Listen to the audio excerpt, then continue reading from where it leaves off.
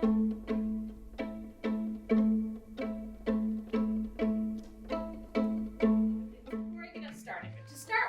you for coming to Taste of Seminary. This is the first of this semester's Taste of Seminary lectures. As I think you all know, those of you who are here, Taste of Seminary is a 4-lecture series that we do almost every semester with professors from the seminary and sometimes guests and friends of the seminary, giving lectures on things like what they're currently researching or things of popular interest, or sometimes not so popular interest, but it's still really cool if you just know about it. So I am going to talk about some handouts first. There were some handouts at the door. If you didn't get them, you can jump up and grab them. I want to walk you through them very quickly to make sure you get all the info that's here. First of all, this coming September, Urbana Seminary is taking a tour to England, looking at the places that the Inklings lived and wrote. You know, the Inklings, C.S. Lewis, J.R.R. Tolkien, Charles Williams, primarily are the authors we're going to look at. We're going to do a little bit about G.K. Chesterton as well.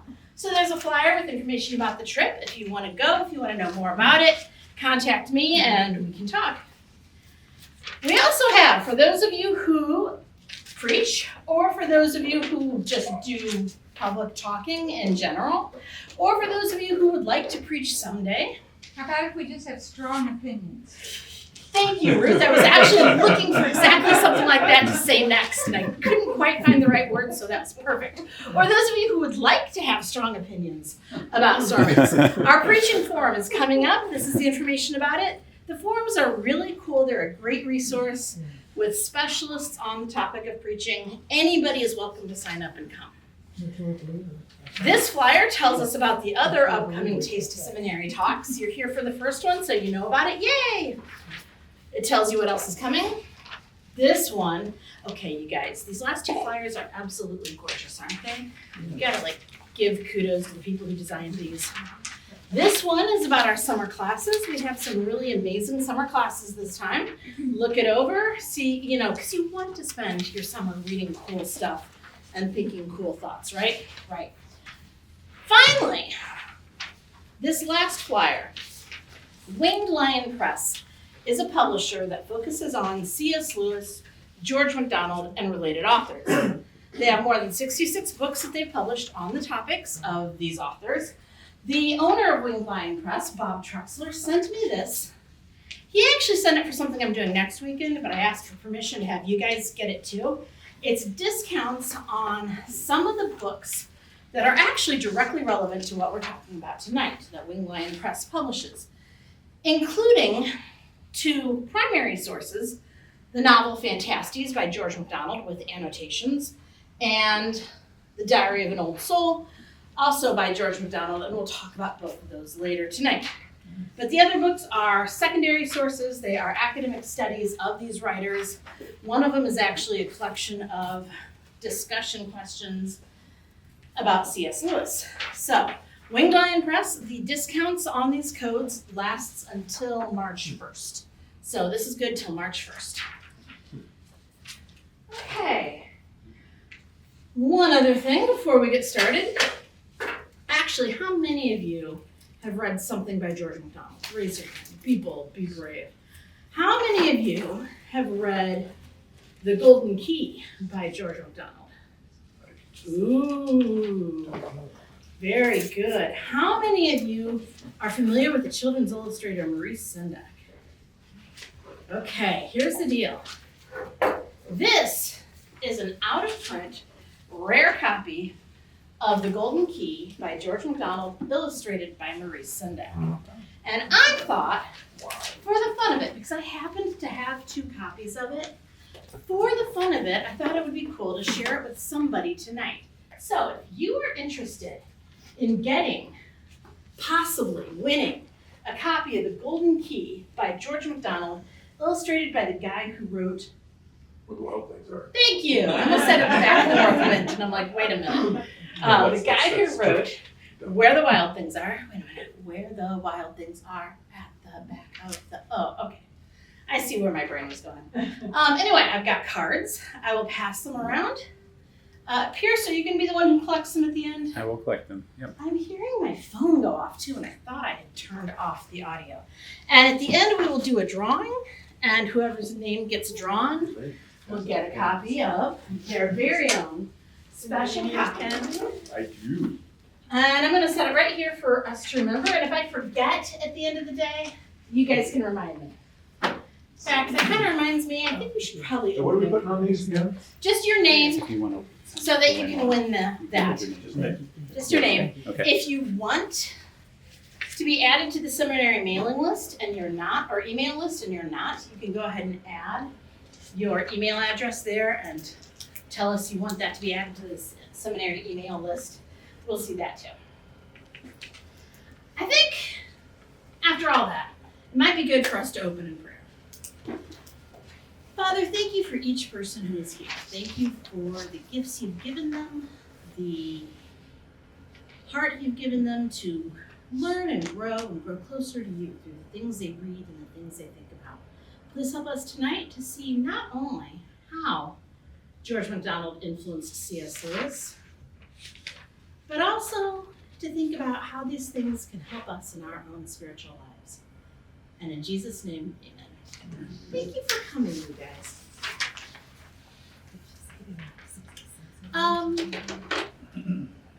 Pierce is the one who's going to be changing the slides for me, right? Why don't you go ahead and change the slide? Actually, before we do that, well, it's too late. It's there now. It's done. Okay, before we do that, I asked how many of you have read George MacDonald. Raise your hand again if you've read anything by George MacDonald. Does it count if it was read out loud to you? Yes, totally. Okay, how many of you By have George read Fantasties? Just out of curiosity. Some of you have read Fantasties. Good. How many of you have read The Princess and the Goblin? Okay, interesting. Trying to get a feel for what things I really need to explain and what things I don't have to explain as much. How many of you have read any of his so-called realistic novels? This is going to be fun. Okay, cool. That helps a lot. So, back to that next slide, Pierce. And I apologize. This is also something you should know. This is a work in progress. I even noticed driving over as I was thinking about it that I think I cover the same thing twice in here, so you guys can throw things at me if I start to repeat myself. I'll try to skip it when I get there. But C.S. Lewis's novel, The Great Divorce. How many of you have read that? Oh, good. It has a character in it, right? It's a story told in the first person about a man who goes on a bus trip from hell to heaven. It's not supposed to be a theologically accurate story. It is not a story we're supposed to base our theology on the frame of the story. But it is a symbolic story providing commentary on many common spiritual struggles and talking about why people don't want to let go of themselves and their own struggles in order to follow Christ. So in The Great Divorce, there's a narrator, a guy telling a story, and he gets on this bus, and the bus goes up to heaven, or at least the outskirts of heaven, and he comes to understand that if he were to choose to do so, he could stay in heaven. But as he wanders around, he's watching other people, and he learns that there's a variety of reasons that most people who've taken this bus trip end up getting right back on the bus and going back to home. To complicate matters, many of the people who've been on the bus are met by people who live in heaven, but they're people who mattered to them when they were here on earth. And so they're people who care about them and say, come and stay with us. But there are reasons why each one says, no, that's too much. So the narrator watches these people try to convince their loved ones to stay with them. And it keeps failing.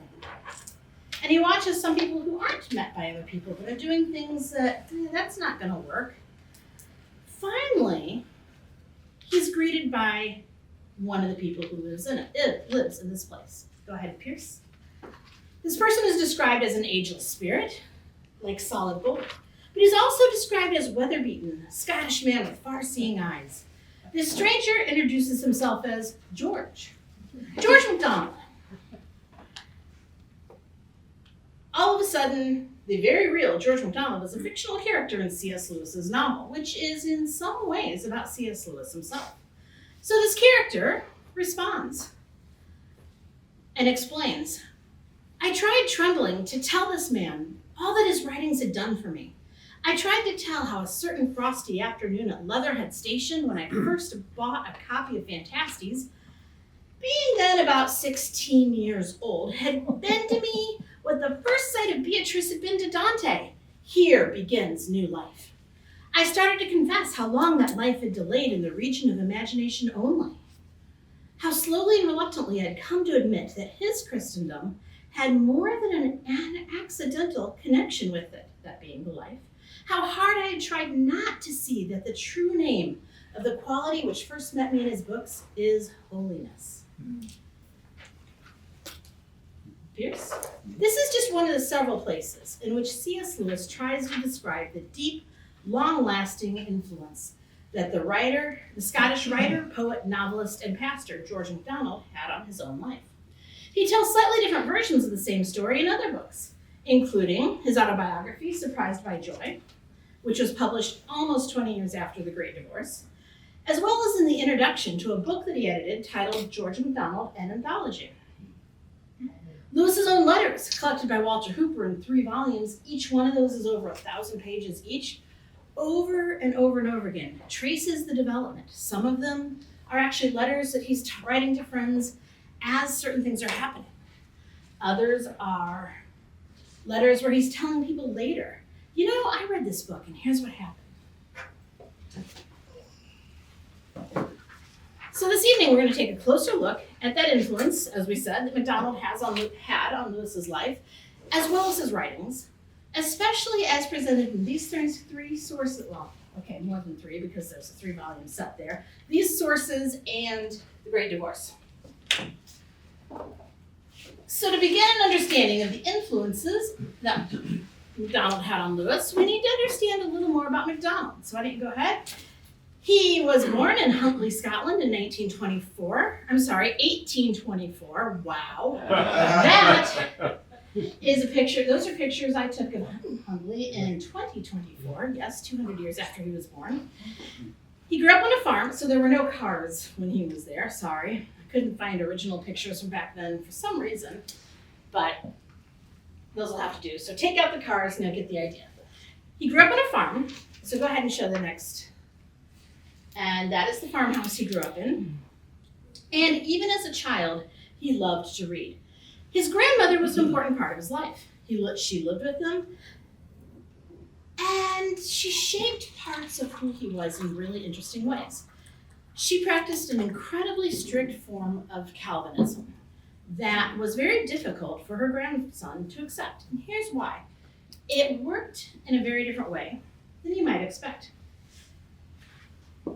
You see, there's a story that George MacDonald grew up with, hearing all the time about his grandmother and witnessing the effects of it. Before George was born, there was an Uncle Charlie who lived with them. Uncle Charlie had a violin. He loved his violin. He played the violin, it brought him great joy. Uncle Charlie's mother, George MacDonald's grandmother, was convinced that something that her son loved that much must be an idol, stopping him from loving God. Therefore, one day she threw it in the fire. She was hoping that that would lead her son to repent. But of course, as I think anyone can guess, it did the opposite. He actually ran away to Canada. So young George grew up watching his grandmother who he loved, watching her grief, not just at the loss of a runaway son, but of what she saw as the loss of that son's soul. She genuinely believed that his running away was evidence that her beloved little boy was not one of God's chosen, and therefore there was nothing he could do to be saved from hell. MacDonald grew up with this family tragedy, shaping his growing fear and dislike of God, until one day he realized something that changed everything. Here's how he thought it through. If God is perfect love, which they told him in church, and God loves his creation as his sons, which they also told him in church, then there was no way that God's love for his uncle was less than his grandmother's love for his uncle. Therefore, his uncle still had a chance with God. and was still loved.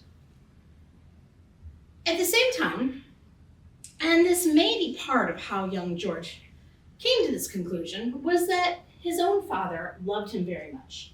And people who knew them commented about how close their relationship was. To such a degree that even as a child, George wanted to do the things that would make his father happy. Not because his father would punish him, it wasn't fear of punishment, it was to see the joy on his father's face when he did something that made his dad happy. And George was aware that his father took great joy in him. This close relationship, in turn, shaped not only his faith, but as C.S. Lewis explains in the intro to George MacDonald and Anthology, it made him uniquely capable of explaining Christianity to others. Lewis says, from his own father, he first learned that fatherhood must be at the core of the universe. He was thus prepared in an unusual way to teach that religion in which the relation of the father and son is of all relations the most central. In other words, MacDonald believed that the loving relationship between God the Father and God the Son is at the heart of all Christianity, and that we who are God's children are drawn into that relationship. When he was older, MacDonald attended the University of Aberdeen on scholarship. And I don't think I have that slide, sorry. Okay, you guys didn't hear that. And I just realized you don't even have what I have here, so, okay. Anyway, we'll pretend that didn't happen. And so he attends the University of Aberdeen on scholarship, studied what was then called natural science. He went on to earn a master's in chemistry, planned to become a doctor, but when his money ran out, he became a librarian instead, as you do, right? So he becomes a librarian in a really big old house, a private librarian for a very wealthy family. And he's cataloging these books that are forgotten and ancient, and the people who own the house don't even know what they've got. This image of a huge old library with forgotten books just waiting to be discovered becomes a common recurring theme throughout his writing, including both fantasy stories such as Lilith and Phantastes, especially Lilith, in which a young man inherits a house with a very special librarian. Anybody here read Lilith? So that very special librarian, everybody else will just have to find out when you guys read Lilith. I don't want to give it away. And there's one in the realistic novel Donald Grant. Has anybody here read Donald Grant? In the 1980s, a guy named Michael, what is his name? Good grief. Can't believe, Michael Phillips. Wow, can't believe I forgot that.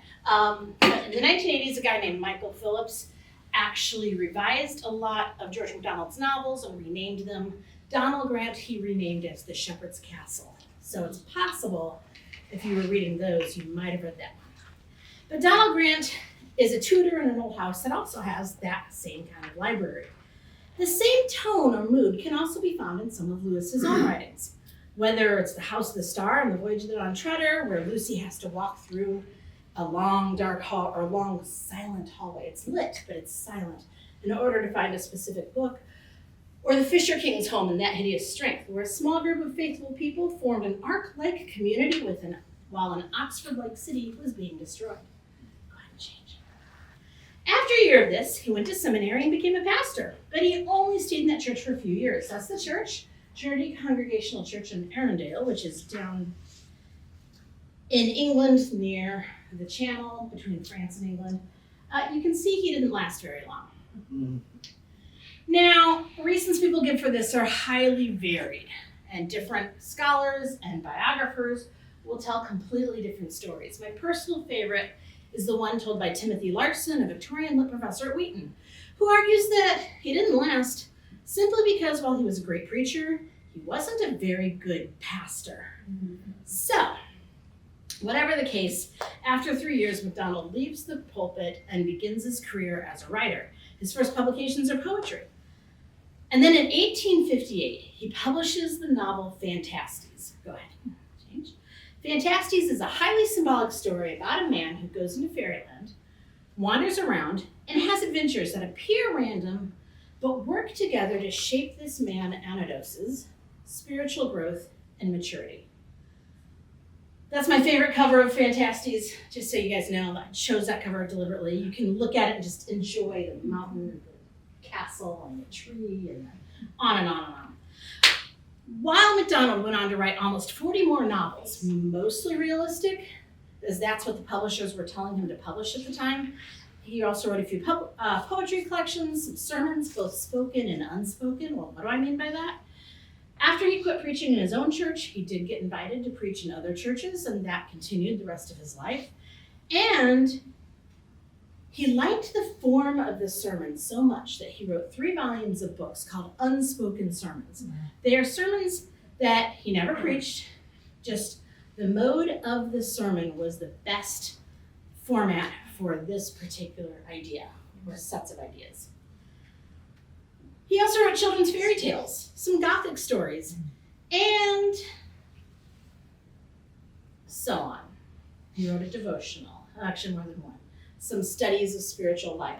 He even wrote a play version of Pilgrim's Progress. He was varied and wrote all kinds of things. But it was this book, Fantastes, his first foray into fantasy, that in 1916 grabbed the attention of a 17-year-old young man and changed his life. C.S. Lewis and his childhood friend Arthur Greeves shared a love of Norse myth, an enjoyment of Victorian fantasies such as William Morris's Well at the World's End, as well as the King Arthur stories, written by people like Sir Thomas Malory, and fairy tales in general. Therefore, it is perfectly natural that on March 7th, 1916, young Lewis wrote this to his friend Arthur. I've had a great literary experience this week. I've discovered yet another author to add to our circle, our very own set. Never since I first read The Well at the World's End have I enjoyed a book so much. And indeed, I think my new find is quite as good as Malory or Morris himself. The book, to get to the point, too late, is George MacDonald's fairy romance Fantastes, which I picked up by hazard on our train station bookstall last Saturday.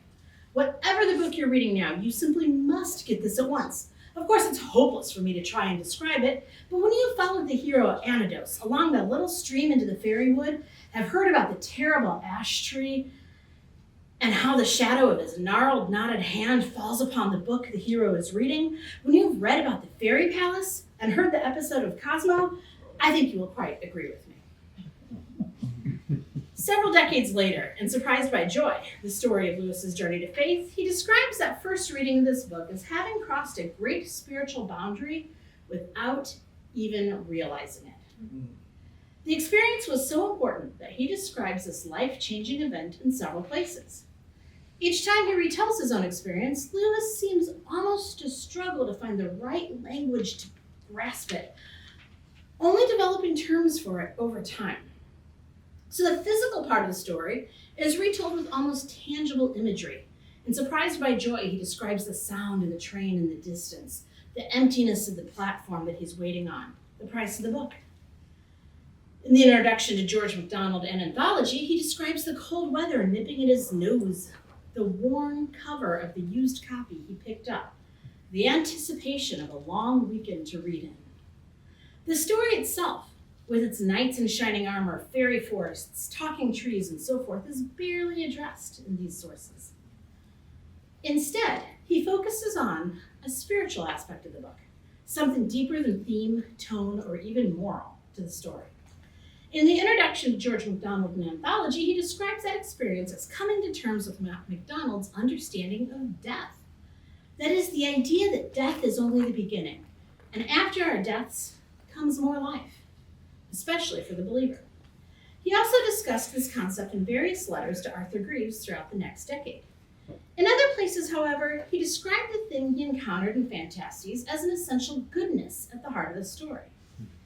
But it was not a moral goodness, even though morals are definitely an important part of the story, but instead a goodness of type or kind, a goodness that is as fresh and shocking as a cold breeze on a winter morning.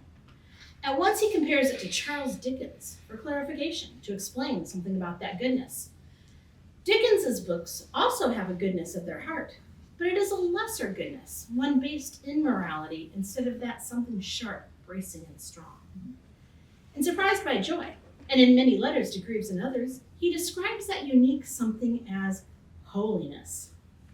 In both Surprised by Joy and the introduction to George MacDonald, an anthology, he also describes Fantastes as having baptized my imagination.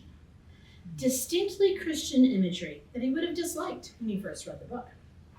By this he meant that his imagination was now on a path towards this goodness, and thus towards God, that would take the rest of him, his rational mind, his conscience, and everything else, years to catch up with. And surprised by joy, he sums up the experience this way.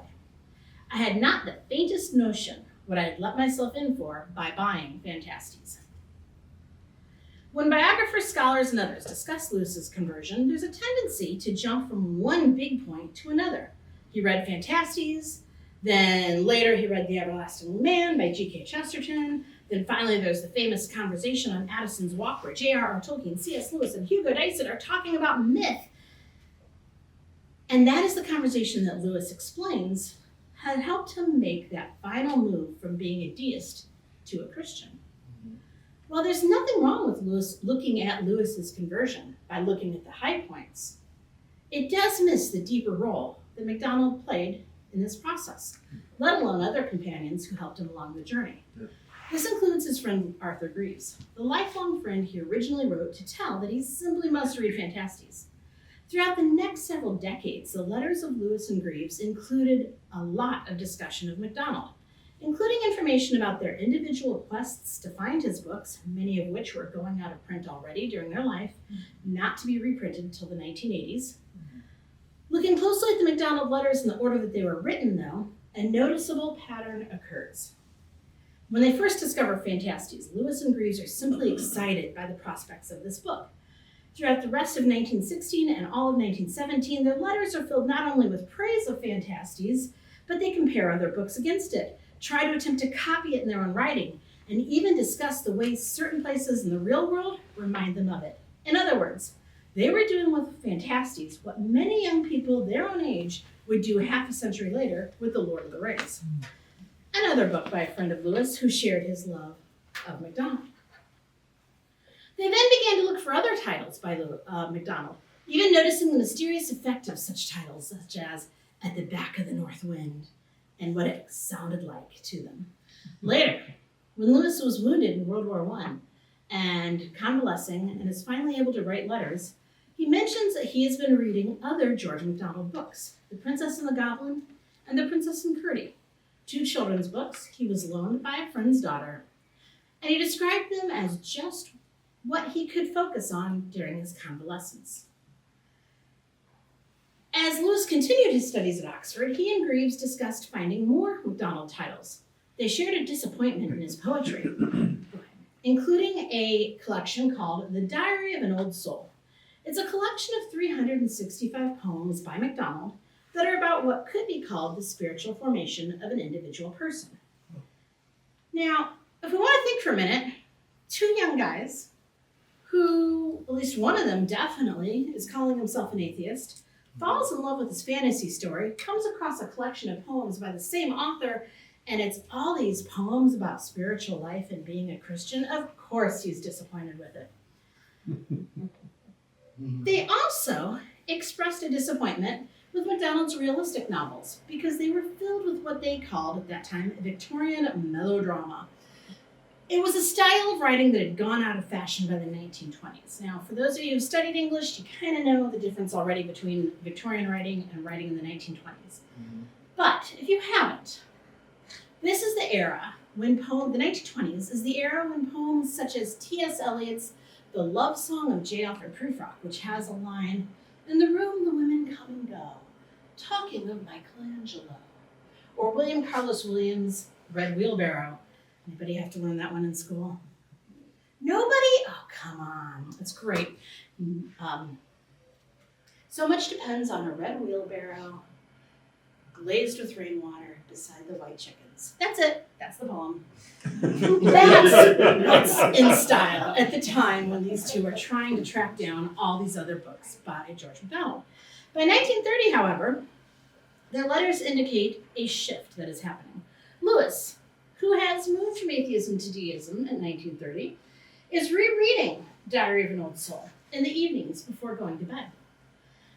The letters between him and Arthur Greeves throughout this year include discussions of not only Diary of an Old Soul and what he sees in it, but various MacDonald novels that they had earlier said negative things about. especially two, Wilfred Cumbermead and What's Mine's Mine. Wilfred Cumbermead was not reprinted in the 80s under a different title. What's Mine was reprinted under the title The Highlander's Last Song, if you happen to have read that one. Wilfred Cumbermead is a Gothic story in which an elderly man reflects on some odd events that had happened earlier in his life involving an ancient sword, a pendulum, and some very strange members of his family. While What's Mine's Mine is about a Highland chief at a time in Scotland when the old ways of life were not just dying out, but being deliberately outlawed. Lewis explains, however, that both books he is much less interested in the plot. Still melodramatic, even though he does view them more favorably than he used to. And quite frankly, I think many readers today who have met them, that I've talked to, love them. So that austerity of the 1920s may be disappearing by now. We can enjoy MacDonald again. But they were still melodramatic. And what he is interested in is what he calls, in 1930, their preaching. That is, the deeply Christian vision that shaped both books. Even in the first of the letters Lewis wrote to Greaves about the conversion with Tolkien and Dyson that we mentioned earlier, he's talking in that same letter about what he continues to call MacDonald's view of death that started in Phantastes, that he saw again in Diary of an Old Soul, and that showed up in Wilfred Cumbermead and What's Mine's Mine.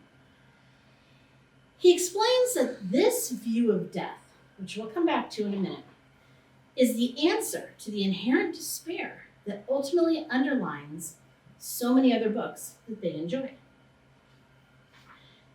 Go ahead and change the slide. I think I'm missing another slide. We'll leave it there for now. After Lewis's conversion, his love of MacDonald continues, and his letters to Greaves show that for a while MacDonald's writing shaped his first readings of Scripture. When Lewis reads Romans in Greek for the first time, as you do, he discovered that MacDonald's view of death is really St. Paul's view of death. And when he reads the Gospel of John, he meets some of the same moods and ideas that he found in MacDonald's writing. Later, after becoming an established Christian writer himself, Lewis's responses to fan mail not infrequently included references to MacDonald's thought. For example, it appears that several people wrote to Lewis after reading the passage in Screwtape Letters about what Screwtape calls troughs in our spiritual lives. That is, times when God feels distant or even unreal. These readers had the same or a similar experience, and Lewis was apparently the only person they knew of who was actually talking about it. In his responses, Lewis explains that in the Diary of an Old Soul, MacDonald reminds us that Jesus himself felt that same distance from God in the Garden of Gethsemane. At other times, people would write to Lewis because their faith was shaken by something that had happened to them. After all, these people reasoned, if they loved and served God, nothing bad should happen to them. I mean, that's the deal, right? Lewis responds to these by quoting from MacDonald's 3-volume Unspoken Sermons. The Son of God died, not that we might not suffer, but that our sufferings might become like his. Let me say that again. The Son of God died, not that we might not suffer, but that our sufferings might become like his. Lewis also recommended reading MacDonald in response to a wide variety of questions. Are you trying to understand Christianity? Read MacDonald. Struggling with your own faith?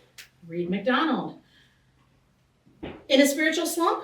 Read MacDonald. Looking for good children's books? Read MacDonald. Looking for a writer like C.S. Lewis, Tolkien, or Charles Williams? Read MacDonald.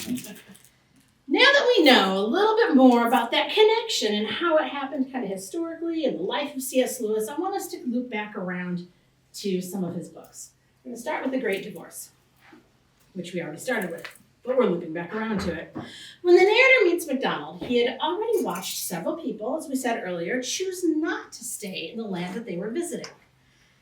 And so he has questions, and he needs to talk to somebody about this. When they meet, MacDonald ends up cutting short that praise that I was talking about by explaining that he already knows and appreciates Lewis's gift of love for him, so their time would be better served by getting on to Lewis's own struggles. This book was published in 1946. Lewis's name had become a household word in England because of his radio programs that had been aired over the BBC during World War II. And if you're not familiar with this, the book Mere Christianity by C.S. Lewis actually started when the BBC, somebody from the BBC, contacted C.S. Lewis early in World War II and said, hey, we need some better programming on BBC Radio because the closest thing we've got to religious stuff is this vicar who talks about gardening. And people are asking questions like, if God loves us, why are we being bombed? So, Lewis ends up presenting a whole series of these radio programs. They were designed to help the average English person understand Christianity. And when The Great Divorce was published, these 3 sets of radio programs had been already published in 3 volumes. The first was called Broadcast Talks, published in 1942. Second was Christian Behavior, published in 1943. And the third was Beyond Personality, published in 1944. Now, at this point, they had not been put together in one volume, but Lewis's publisher was saying, these books are so wildly popular, let's reformat them and sell them again. Lewis, at this point in his life, had already published The Problem of Pain, a book that worked towards answering the age-old question, if God is both good and omnipotent, why is there suffering in the world? He's also in the process of starting his work on the book that was to become Miracles, dealing with the question, can miracles really happen? So in The Great Divorce, when the fictional MacDonald says, let's talk about your issues, C.S. Lewis, well, he doesn't say it quite like that. He points out to Lewis a very real danger of being in just the position Lewis is in. There have been men before now, MacDonald explains, who got so interested in proving the existence of God that they came to care nothing for God himself, as if the good Lord had nothing to do but exist. There have been some who were so occupied in spreading Christianity that they never gave a thought to Christ. Now, it's a fictional version of a spiritual hero who gives the fictional Lewis advice that the very real Lewis knows he needs to hear. Lewis goes on to have this fictional MacDonald explain the real point of the entire book, The Great Divorce, that is for many more people than just that fictional Lewis, or that real Lewis. MacDonald says, there are only 2 kinds of people in the end. Those who say to God, thy will be done, and those to whom God says, thy will be done. All that are in hell, choose it. From that point, MacDonald and the fictional Lewis together watch other people reject the offer of heaven because they care too much about themselves in a wide variety of ways. Their reputations, their relationships, their possessions, even the roles they believe they are supposed to play are more important to them than Christ and his mercy. One character that they meet is particularly disturbing. He's called by the narrator the tragedian. Say that 5 times fast. Because instead of being a real person, the person he was meant to be, he continually plays a role. And it is a role of a person who has so many terrible things happen in his life. Oh dear. He's dramatic and he's fake. When MacDonald and the narrator first see this character, they see a small dwarf leading a tall, dramatic man on a chain.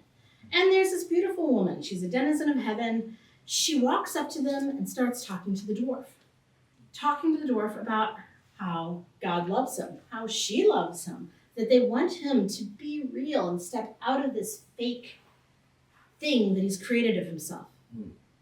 But the dwarf only ever answers once. The rest of the conversation is always this tall, artificial, oh, how could you do this to me, person. He even says at one point, oh, I would rather see you lying dead at my feet. And she's like, I'm already dead, we're in heaven. So clearly it is an artificial thing that he has set up. But as MacDonald and Lewis watch, they watch this dwarf continue to shrink and shrink and shrink. And finally, Lewis realizes that the real person was completely disappearing into the false image that he was trying to portray. This false character posed and postured and tried very hard to impress the woman who could not care less about the false person but loved the real one. She was only interested in the individual who was slowly shrinking until finally he becomes nothing. They watched another character in the story who kept moaning about one topic over and over and over again until she finally faded away into nothing more than a moan. The fictional MacDonald then explains to the fictional Lewis that both of these characters were not redeemed because there was not enough of the real self left, the self that God made and loved, to do anything with. The moaner had become the moan itself. The tragedian had become just the role he was playing, and that role wasn't anything real. This is reminiscent of one of the passages Lewis chose from George MacDonald's writing for his anthology of 365 readings by George MacDonald. In the first volume of his Unspoken Sermons, in a sermon titled The Consuming Fire, MacDonald says this: "When we say that God is love, do we teach men that their fear of him is groundless? No. As much as they fear will come upon them, possibly far more. The wrath will consume what they call themselves, so that the selves that God made shall appear." Well, what does that mean? To MacDonald, and his way of thinking, when we talk about God's wrath, which is something, growing up as a Calvinist, MacDonald heard about all the time, he realized it was something different than just the anger because you weren't obeying. It was God I need to use a different word there, God working to make the people who don't want to be real, the real people he made them to be. And that is a painful experience. It is going to feel like wrath. Think about a piece of jewelry, gold jewelry.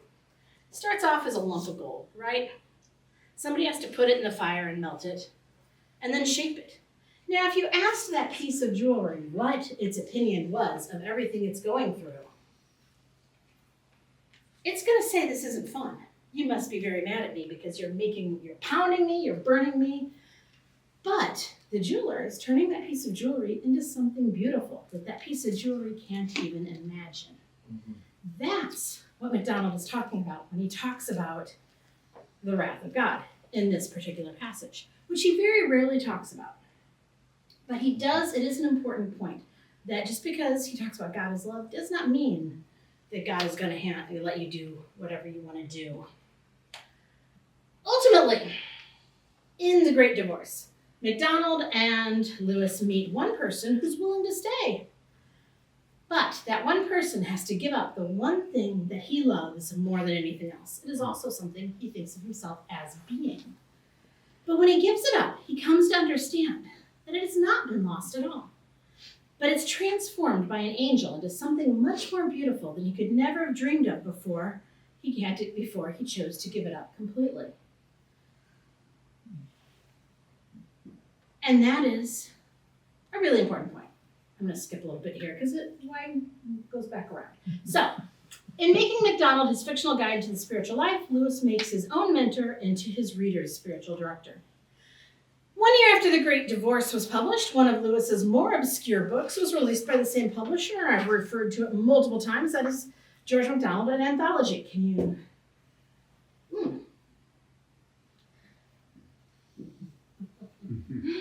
It is also missing. I had this lovely picture. Oh, you know what? I had a lovely picture of the first edition, but that's okay because this is the first American edition. Right here. See, it's very pretty. I'm not going to pass it around because I'd rather it doesn't disappear. Anyway, I apologize. We'll have to leave that up. I'm saying it's a valuable book that could get dropped and somebody put it on a chair and everybody walk away. So, as I mentioned before, this book is a collection of 365. Oh, wait, here we go, because there's no second. This book is a collection of 365 quotes from MacDonald, which can be read as a daily devotional or all at once.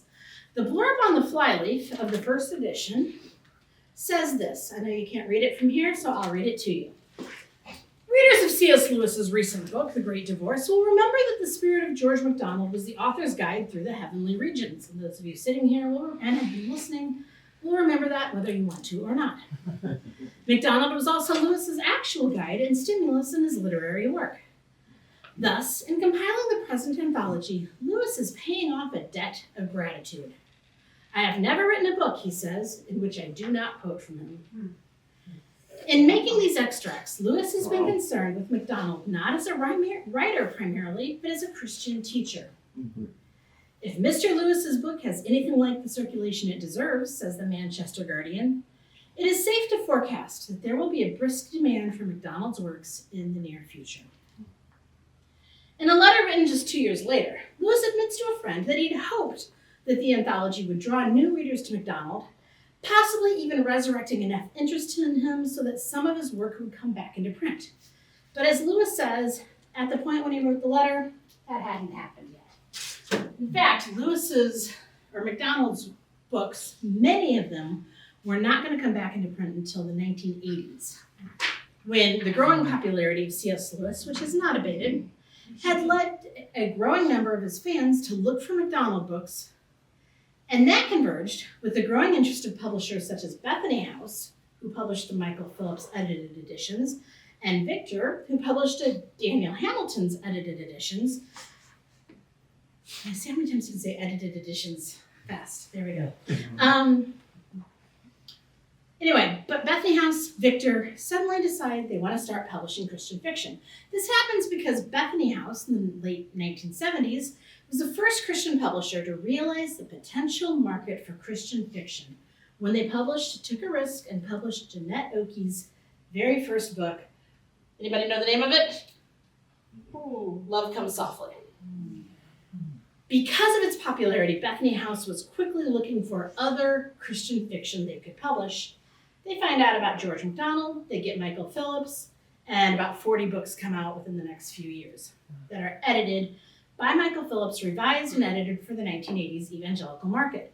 Fortunately for us today, other publishers have picked up on MacDonald, and currently all of his works is accessible in a wider variety of editions, much wider variety of editions and possibilities than ever before. I'm going to show you a few. For example, there's Johansen Press.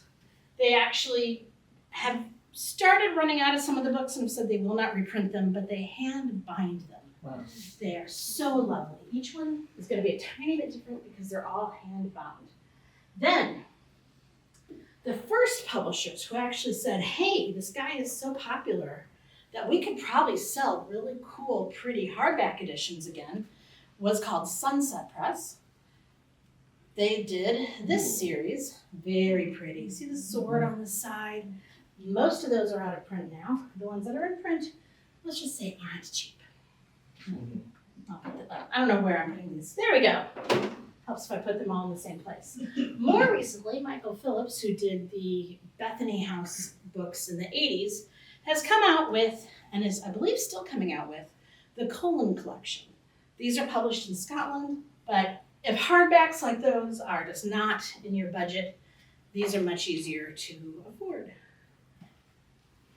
Then, for those who notice, who are really good scholars who want to pay close attention to how differently books can be published in America and in England in their different editions, it is Sunrise Wise Path has come out with parallel editions of books that were published differently in the States and in England. You can read them side by side. Oh, look, this whole passage is missing here. But, oh, here's the...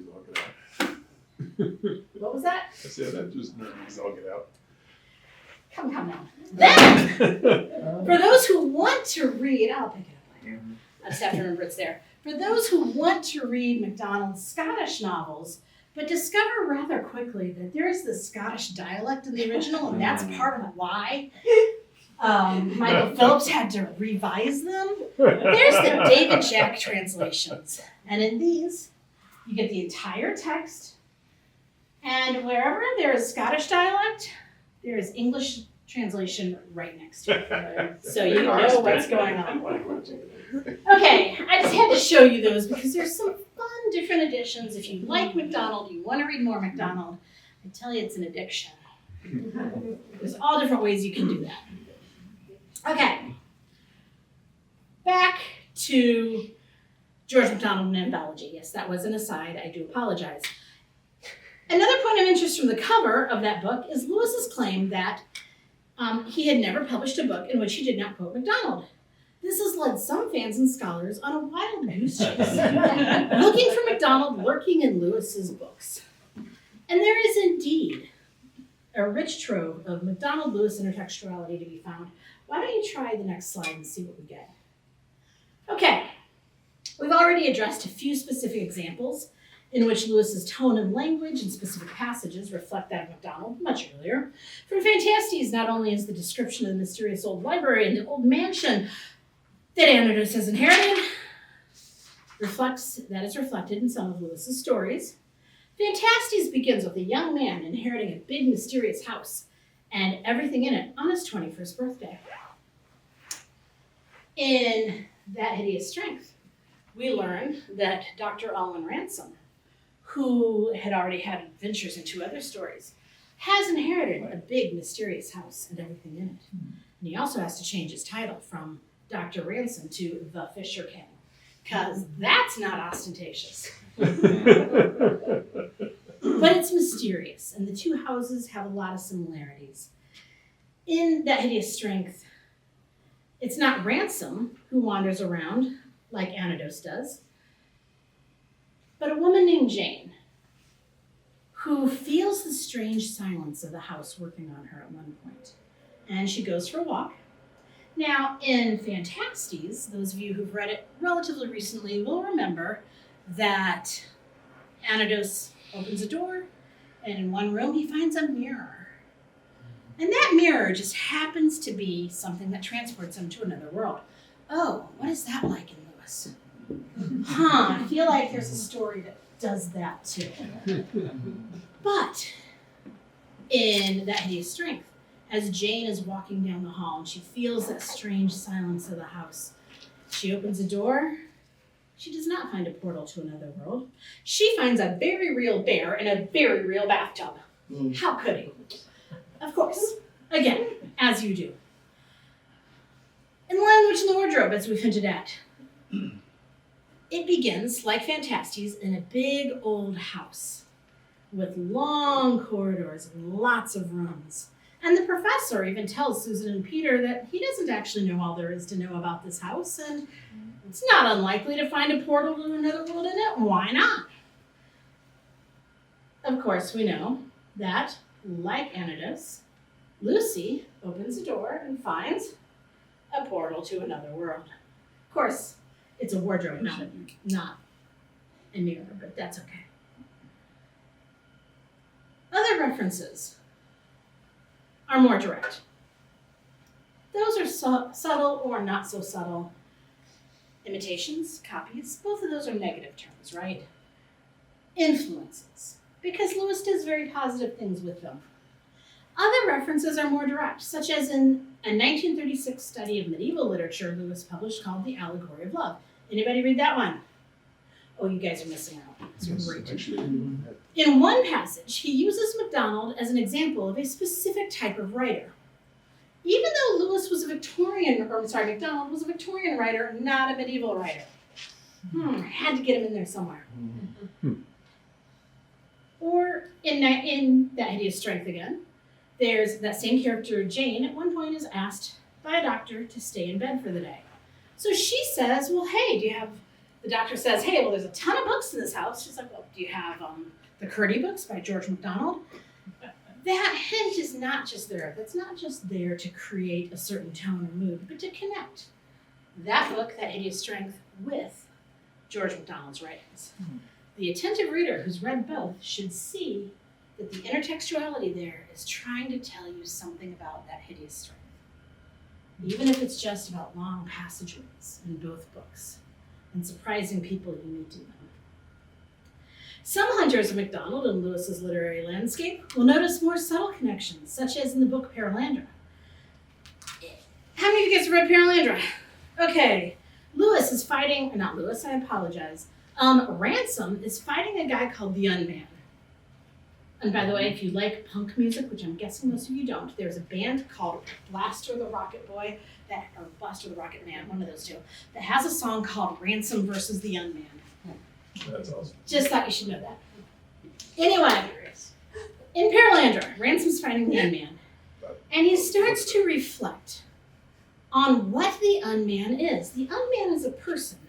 Well, it's a person he used to know, except he's not that person he used to know anymore. He's someone very evil, and Ransom has to stop him from what he's doing. And what started as conversation devolved into a physical fight because the unman could not hear what Ransom was saying, but was hurting other people. It's because of his continual choice to do evil that the unman became the unman.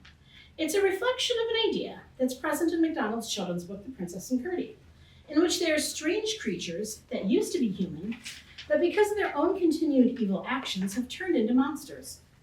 Each choice that they made for evil took them further down the path toward monsterhood.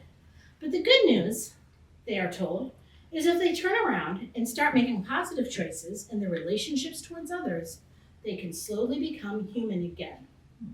This same concept is also referenced in The Lion, the Witch, and the Wardrobe, when Mr. Beaver says to the children that when you meet anything that's going to be human and isn't yet, or used to be human once and isn't now, or ought to be human and isn't, you keep your eyes on it and feel for your hatchet. Now, we might not agree with Mr. Beaver's approach to these people, but these three stories, one by MacDonald, two by Lewis, explore a concept that our spiritual lives are not static by using this concept of monsterhood as a metaphor. But Lewis explains this concept in a more literal way in Mere Christianity, where he says this: every time you make a choice, you are turning the central part of you, the part of you that chooses, into something a little different than it was before. And taking your life as a whole, with all your innumerable choices, all your life long, you are slowly turning the central thing into a heavenly creature or a hellish creature. Either into a creature that is in harmony with God and with other creatures and with itself, or else into one that is in a state of war and hatred with God and with its fellow creatures and with itself. To be the one kind of creature is heaven. That is, it is joy and peace and knowledge and power. To be the other means madness, horror, idiocy, rage, impotence, and eternal loneliness. Each of us at each moment is progressing to the one state or the other. And Pierce, could you change the slide? What was that from? That's from Mere Christianity. There's a condensed version of it there. Every time you make a choice, you're turning the central part of you, the part of you that chooses, into something a little different from what it was before. Taking your life as a whole, with all your innumerable choices, all your life long, you're slowly turning the central thing either into a heavenly creature or into a hellish creature. Your life, your spiritual life, is not static. It is changing. In this passage, Lewis is spelling out what in the other stories is presented symbolically. Our relationship with Christ is dynamic and changes with each choice we make. Are we growing closer to him by making choices that reflect his love? Or are we growing away from him, descending into the horror that is not just life without him, but life just within ourselves can become? So these are just a few of the places that MacDonald's influence can be seen in the writings of C.S. Lewis. While some people who've written about MacDonald over the last few decades have focused solely on the beautiful imagery he gives of the goodness of God, the image of Christ that MacDonald presents, as well as our relationship with him and with his Father, is actually much more complex than that. Lewis himself picks up that image in his kind but stern Aslan, who romps with children before engaging in a battle against the White Witch. The Jesus that both MacDonald and Lewis knew was no gentle Jesus, meek and mild, but a strong king who calls those he loves to a radical love and a radical obedience. One last thought from Lewis on MacDonald before I open up the floor for questions. One last thing that Lewis said about George MacDonald. I know hardly any other writer who seems to be closer or more continually close to the Spirit of Christ himself.